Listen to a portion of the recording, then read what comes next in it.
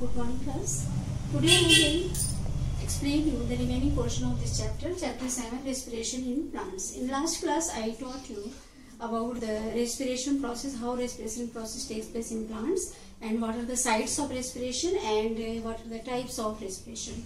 Now in today's class I will explain you how gases exchange in plants and what are the differences between photosynthesis and respiration, and how the respiration differs in plants with animals. Now let's start with the gases exchange. Gases exchange. We all know there are some organs present in plants through which exchange of gases takes place, like stomata. Stomata is a microscopic hole which is present on the lower surface of the leaf, and lenticels are also the pores. These are not microscopic pores. These are the pores which are present on the old bark, on the stem of old bark trees. Now these lenticels are made up of round, thin walled cells, and these cells are very loosely packed and having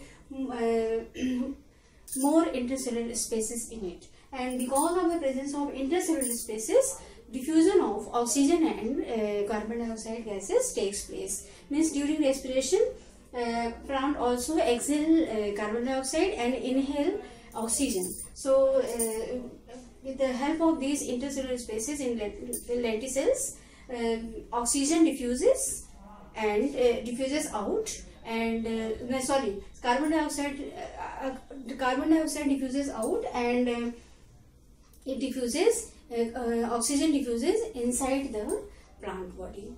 This is all about the exchange of gases in lenticels, in how exchange of gases takes place through the lenticels in old plant. Younger plant, exchange of gases takes place through the stomata, which are present on the leaves, on the lower surface of the leaves, or on the stems.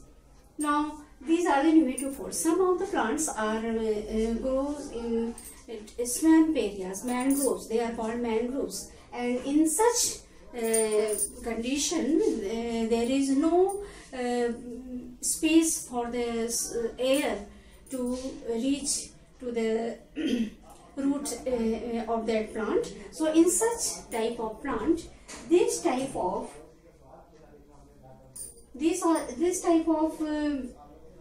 pneumatophores are coming out.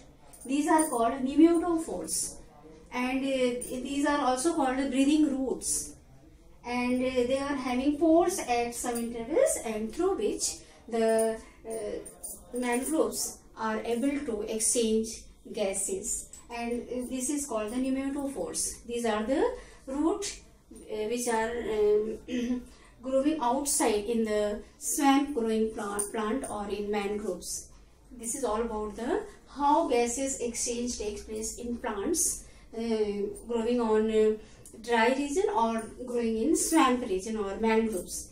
Now how the respiration differs in plants and in animals. First, the rate of respiration in plant is very slower than the rate of respiration in animals. The rate of respiration in animals is very fast and it is very slow. Mostly it occurs in night in plants, but in animals it occurs throughout the time. Second difference is that in plants the respiration process occurs separately in different organs, but in animals it occurs as a unit. It not occurs in animals. The respiration process not occurs separately. It occurs as a unit in animal body, but in plants, leaves, stems, old bark plant, and in this way different organs shows their respiration process separately. Mostly in plants the respiration process occurs in their growing region, that is in. Now I will explain you about the differences between respiration and photosynthesis. We all know, we have already studied about these two processes, respiration and photosynthesis. The first is respiration occurs in all living cells, But photosynthesis occurs in the cells which are having chlorophyll. Means it not occurs in all the living cells. It occurs only in the cells which are having chlorophyll in it. But respiration process occurs in all the living cells. Second is it uses oxygen and glucose. Respiration process uses oxygen and glucose, while photosynthesis process uses carbon dioxide and water. So that respiration is a destructive process. Means in respiration process something is breaking down. Something means glucose is breaking down. But in photosynthesis it is a constructive process.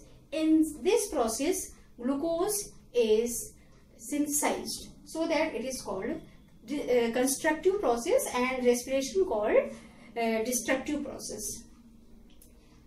During destruction of the food, it releases energy and carbon dioxide, and after the manufacturing of the food, it releases oxygen and water in the environment.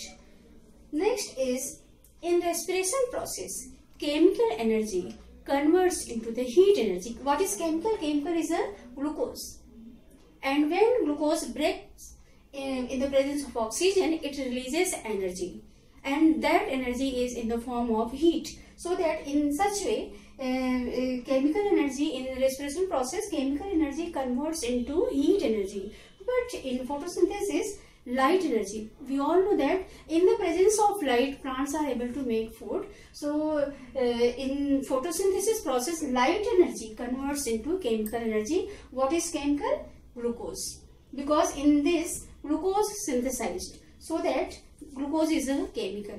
So in such way, in this way, in photosynthesis process, light energy converts into chemical energy, while in respiration process, chemical energy converts into heat energy. These are some differences in between respiration and photosynthesis process. Now I will explain you about some experiments based on respiration process.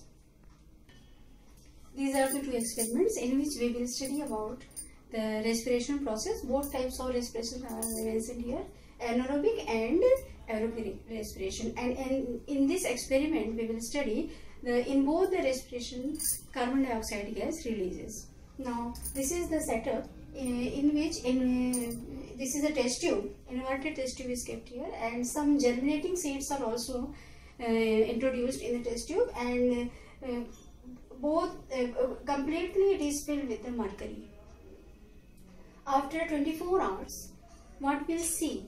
We will see that the level of mercury in petri dish increases and it decreases in the test tube. How it happens? When we test this space, when we test by lime water, we will see that lime water turns milky. This shows the presence of carbon dioxide. Means carbon dioxide produces during anaerobic respiration by this germinating seed. And why it is anaerobic? Because they are germinating in the mercury. So this is the experiment, and this is the second experiment in which we will study how carbon dioxide produces in aerobic respiration. This is a green plant covered by the bell jar, and this bell jar is connected with the U tubes through the test tubes. In both the test tubes, lime water is kept. Now the air is entering from this side. For a while we cover this bell jar by black cloth, because to avoid the photosynthesis process. If it is not covered by the black cloth, then it also performs the photosynthesis process, so a respiration process will not occur very clear. For that, this bells are covered by the black cloth. Now air entering from here, here soda lime is kept. Why it is kept here? Because it absorbs the carbon dioxide present in the air. means the air which comes in this test tube A having lime water, not having carbon dioxide in it. And from a test tube A, that air comes into the bell jar. Means the air which comes into the bell jar is free from carbon dioxide because it is absorbed by the soda lime which is kept here. Now after respiration process, when the gas which produces in the bell jar moves to this test tube to this test tube, this U2 to this test tube, the lime water here turns milky. Then how lime water turns here milky? Because of the presence of carbon dioxide. Then from where that carbon dioxide comes? When it is absorbed by here, then from where it comes? It shows during respiration process, plant releases carbon dioxide that turns this lime water milky. In this way, this experiment explains that during aerobic respiration, carbon dioxide gas produces. This is all about the experiment. We will meet with the PDF of chapter 7 in next class. Till then, thank you.